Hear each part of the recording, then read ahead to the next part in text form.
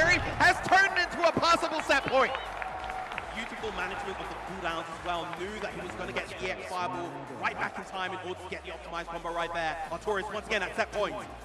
Yes, Artorias, and even feeling it, you can see the vibes right there on camera. Artorias already Abariing back too. We haven't even seen that as a potential option just yet, but you can tell Artorias feeling it, and now it's all on Beatrix to find a way out of this because this pressure is going to be insane. Yeah. Artorias looking very, very confident right now. Goes for the Sapphire slash follow-up to create the frame trap situation. Yep. Yeah, low on the triple attack, catch the run forward right there. Got the Raging Strike, gonna spin it off. Artorias is gonna finish it off, and moving on to the top 6. Artorias with a sigh of relief because damn, that was hard fought. Indeed, it was beautiful stuff to Artorias, and I think what was so crucial, very similar to what we saw in the Totoro set, was the willingness to just press in those situations when he saw the approach from Beatrix coming through. Those allowed him to get those big mid-screen conversions, carry that momentum forward, and allow him to advance in this top 6 bracket. Yes. Oh man, the crowd's so hyped for Artorias, man. Yeah, and I mean, it's just such a story, right? So especially because of top 24, I gotta give a shout out to Mav because, you know, he brought this up in top 24. Artorias took a loss in winners that was so hard. You could see the emotion on Artorias' face, but did not let that get to them and has made it through this far into top 6. I mean, that's just insanity. Like, that's such a good story in my opinion. Yeah. I mean, if you've played Rising and you've played it online, you've been competing, you don't really see Artorias as an underdog, but in the context of an event like this, on a stage like this, he is one of the underdogs making his way through the bracket, and it's very exciting to see him progress with that Siegfried. The real polish and finesse he plays with that character is incredibly, incredibly high. Yes, and thanks to PlayStation Tournaments, we're going to see the progression and the fruits of their labor for Artorias through this match with our PlayStation Tournaments replay here. You guys saw it, not only the spacing, but the whip punish right there. You saw that, right? You had correctly called that out. It's just one of those insane spacing moments. Had all the resources to work it out, and even if it wasn't going to be a kill, had such a life lead, right? Yeah, incredible, incredible stuff. Yeah, no, and I mean, that's something you guys are going to see a lot in this top 6, right? Brave counter back, brave counter back, brave counter back. It's just one of the strongest mechanics. You're going to see it, and you better be ready for it. Yeah, having that counterplay to Brave counter is incredibly important at this level. And being able to play around it, we saw actually before, you know, being able to play around the preemptive Brave counters that people love to do in order to get people off of them. Yeah. So crucial in order to be able to get good at this game. Yeah, and I mean, one of the ways you do that if you're unaware, you know, is maybe you're doing a jump in, right? You don't press a button, you don't give them the chance to block something, because most people know that they have basically a guaranteed Brave counter. It's not exactly guaranteed because, you know, you have things like evade and whatnot, but you have mostly a guaranteed Brave counter as a possibility if on a jump in, right? So you just don't press something, they try to Brave counter in reaction, and they're like, oh wait, I reacted to something that didn't exist, I've got a Raging Strike, and now I am vulnerable. Yep. Yeah, the funny thing in those situations when you get those those interactions where the Raging Strike still is able to hit because the attacker went for something a little bit too slow, but you know, we're going off on a bit of a tangent here. Next up are our next players for our next loser side set. We have Vermilion, and of course here's his run.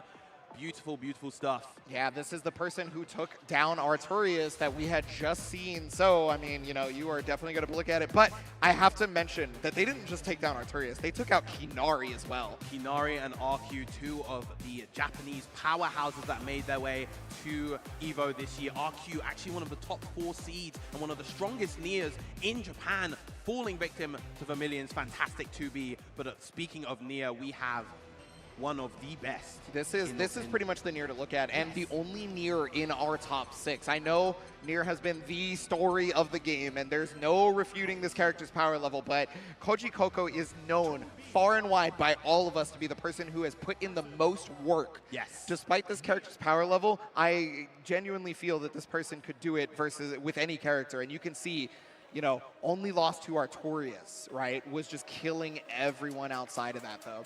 Yeah, absolutely superb run. Lots and lots of 2-0s all the way up until top 24. Able to overcome the Nier mirror versus RQ. That might not have been a mirror, actually, because RQ also showed a Seox yesterday. Yeah, it's possible, right? Yeah. Unfortunately, I didn't miss that match due to the fact of this year. But yeah, we are getting to it. This is loser side. Vermilion versus Koji Koko. Nia Automata versus Nia Granblue Fantasy.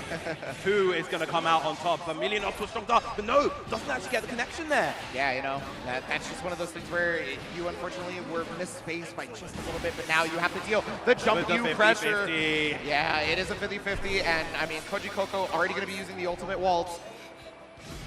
I mean, you saw the chip damage on ultimate waltz. That thing is insane. Yeah. One of the most powerful things about Nia is the fact that she's so good at conditioning block, but also deals a ton of chip damage from a lot of her skills.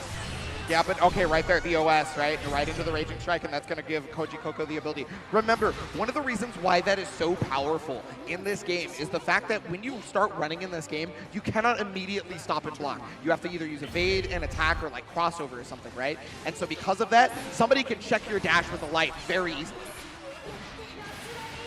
Once again, off to a great start. Oh yeah, Misfortune directly into Ominous Turn, yeah. Yeah, that's such a powerful thing that Nia has access to. Of course, you want to try to challenge that, get rid of her for those crucial seconds. Oh, a huge whiff punish coming out with the 5H. Yeah, I do not think Koji Coco meant the 2H there, but Vermilion's going to take it all the way to the bank as they get the corner hit here. This is really important for Vermilion. And remember, Vermilion was the person who knocked out 90% of the Nears on the bracket run. Yeah. Going for the flow with the J. Oh, the single hit confirmed. Super Skybound Dart. Y'all saw Third Strike yesterday. We're seeing it again. Gets the KO just based on the reactions from these two faces. You can see just what happened. Koji Coco taking that first game. Yeah, that seemed like it was going to be the hard fought for a moment there. Vermilion had quite the strong pressure after finally being able to get Koji Coco and go knockdown. But, you know, just because you have it, and Koji Coco showed that in both rounds that they won. Stuff with the throw. Pressure continues from Koji Coco. With the dash lines, keeping the pressure going as much as possible. Now, Koji Coco doesn't have access to death for a couple more seconds. Finally back. Yeah, okay, plus frames here. That's for the 8 series. And then cancels it, yeah. So there's about an 8-frame gap there, but you do have to react to it still. So, which is basically impossible if there's 4 or more options present, right? Yeah, incredibly difficult. We're going to see in the back and forth, uses the H-Death reverse to burn that extra stock and get the KO with the max power Klagen Tons. Yes. I didn't know you knew German. Okay. No, I'm just well, my shout outs to the German FGC, making sure that I get those pronunciations correct. Awesome, yes. No, I mean, EU putting in a lot of work this weekend here at EVO as well, just saying. But yeah, since we go into it, already the push to the corner. The full extension of it. But yeah, nice. Uses evade to be able to get away, and then catches the anti-air with the Misfortune. That was superb awareness from Koji Coco right there. True young man reactions with that anti-air. Yeah, I mean, Koji Coco being, what, 17 or so? Like, coming out, goes for the full cancel, gets was even looking for the Brave counter, but Vermilion delayed it. Very, very good awareness of how near players like to operate in that block string situation. Oh, but the 2-8 right there, full conversion. Thanks to just gonna spend all the meter because this is the easiest way to take your opponent down, and this is the easiest way for you to move on this top 6. Koji Coco gonna be taking it over Vermilion, but Vermilion also having a hell of a run here at EVO 2024 for Granblue Fantasy versus Rising. I know California is proud. Indeed, they are. Beautiful stuff to both players. Koji Coco, funnily enough, despite his age, one of the most well-traveled players in this bracket when it comes to the US talent. Of course, he was at Super Tournament before. He made it all the way to Arc World Tour as well. He's been to EVO Japan, competed there as well. So really, really well-traveled and lots of experience in lots of different places. And that really shows with the level of discipline that comes from his gameplay. He never really overextended at all. And he just played that beautifully throughout.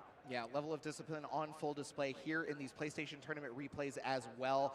We can see just, again, we talked about how the offense from near players is basically expected, right? Yes. But once Vermilion gets on top of you, 2B is really annoying to deal with in terms of guard shrink pressure. Koji Coco clearly had some of those things scouted because press buttons at the proper time when 2B might try to press a button or when 2B might try to have dash again, right? And just change the tide of battle almost every time on defense. The anti-air was on point, everything. Firing on full cylinders was Koji Coco this game. Indeed, he was. It's just a testament to how much time, how much effort the young man has been putting into this game. He has hundreds, if not near thousands of hours already in this game. Clearly a passion for it, and that has been displayed in full force as he advances on to losers